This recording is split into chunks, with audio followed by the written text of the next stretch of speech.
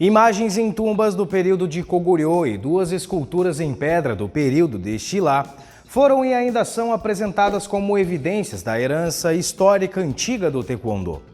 Mas será que essas relíquias realmente estão ligadas à história da modalidade? Seja bem-vindo a mais um vídeo aqui do canal. Eu me chamo Alexandre Coelho dos Santos e este será o tema para o vídeo de hoje. Conheceremos também um pouco sobre a história de Lee Sung-gun, uma das pessoas mais influentes e responsáveis pela criação e disseminação das histórias e mitos, também por trás das artes marciais coreanas. Então, fique comigo até o final e vamos conhecer juntos toda essa história. Não saia daí!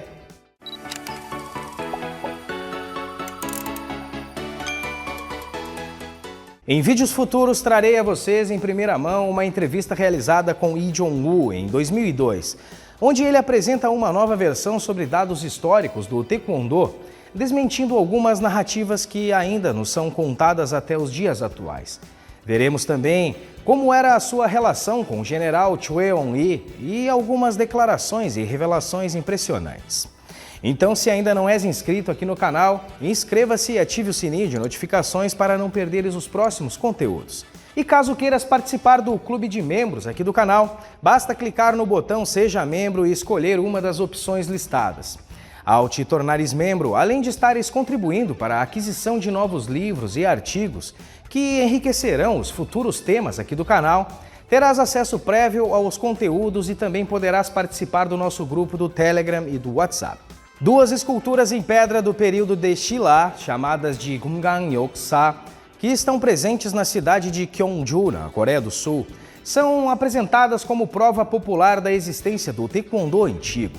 E elas foram apresentadas pela comunidade das artes marciais como sendo os guerreiros de Taekwondo de Gyeongju do período de Shilla. As estátuas foram citadas e ilustradas como evidência pela primeira vez por Choi Song-nam em seu manual de 1955. Choi afirmou que uma das esculturas em pedra mostra uma posição do Shipsu-hyun. No entanto, o Shipsu-hyun é uma forma ou kata do Karatê de Okinawa, que foi introduzido durante o período da ocupação japonesa na Coreia pelo professor de Choi, o fundador da escola Chongdo-kwan, Lee Won-guk, depois de ter estudado o Karatê com o Funakoshi. Posteriormente, alguns autores, como por exemplo Lee Jong-woo, descreveram com frequência essas posições as associando a uma técnica utilizada no Taekwondo, chamada de Gungan-magi.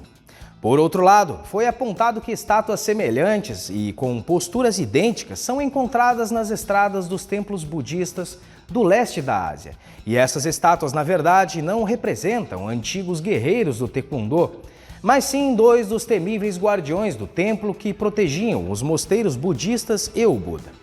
Embora a alegação da comunidade do Taekwondo sobre as esculturas tenha sido completamente desacreditada várias vezes, e a WT tenha decidido removê-las dos seus registros históricos, a narrativa do guerreiro da modalidade, quando adequada, ainda é popular e frequentemente citada como evidência da antiga linhagem da arte.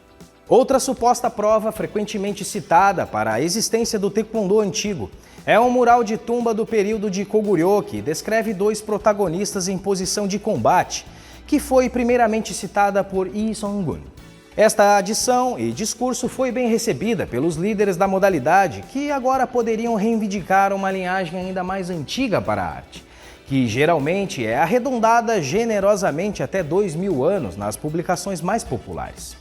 Posteriormente, durante o início da década de 70, os murais antigos também foram adicionados pelos autores Wang Ki e Lee Jong-woo a uma lista de supostas provas da longa história do Taekwondo. Este mural está localizado atualmente na cidade de Jian, na província de Jilin, na região nordeste da China, e provavelmente foi criada no século V e também mostra grande semelhança com o mural da dinastia Han chinesa. Inicialmente, a atividade retratada no mural de Goguryeo foi interpretada como uma apresentação de dança pelos antropólogos que as descobriram. Apesar da ausência de registros escritos, a maioria dos pesquisadores subsequentes postularam que a atividade descrita na imagem representava uma arte impressionante, e muitos sugeriram que a ilustração retratasse o Subak. Já um outro mural na mesma tumba apresenta uma posição distinta. onde ilustra dois protagonistas lutando entre si, geralmente descrito como uma modalidade chamada de kakcho.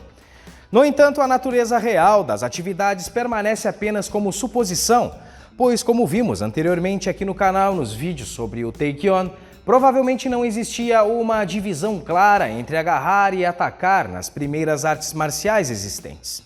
Provavelmente, a atividade foi simplesmente considerada um combate desarmado corpo a corpo, que poderia descrever uma ampla variedade de técnicas. Ademais, mesmo em algumas artes japonesas modernas, como por exemplo o sumô, a distinção entre luta e golpe nem sempre é clara, uma vez que os oponentes também tendem a se bater. Além disso, a terminologia distinta baseada nas classificações chinesas surgiu na Coreia apenas no livro Koryo-sa, que foi compilado durante o século XV.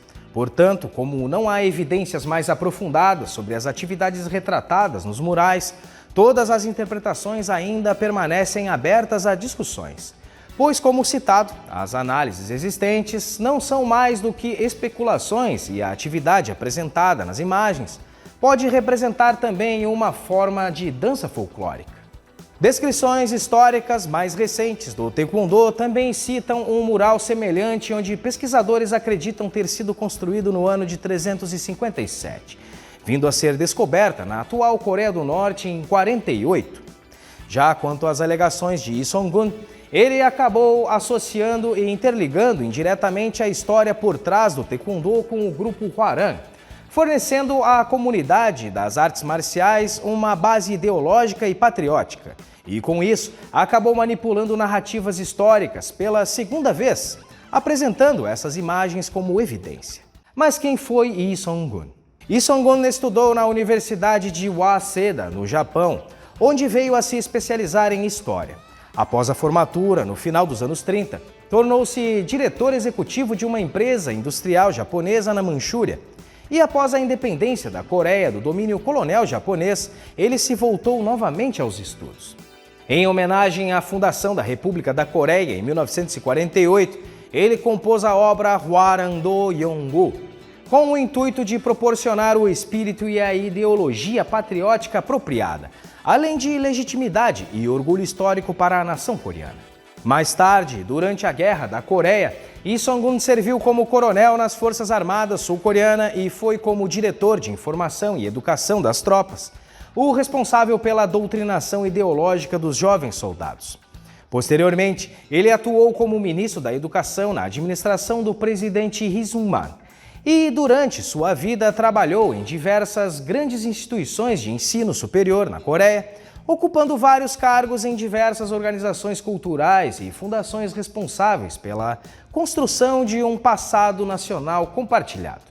Devido às múltiplas e poderosas posições de Lee Sung-gun, ele se tornou um dos ideólogos mais influentes da história do país, com um legado que perdura até os dias atuais. E em relação ao seu currículo político, ele deixou de ser um colaborador japonês, tornando-se um estudioso e um funcionário nacionalista coreano anti-japonês. Espero que este conteúdo tenha sido útil aos seus estudos. Se gostou do vídeo e conheces alguém que possa gostar, curta e compartilhe. Não se esqueça também de se inscrever aqui no canal para não perderes as próximas publicações. Bom, o vídeo de hoje fica por aqui. Um grande abraço e até a próxima!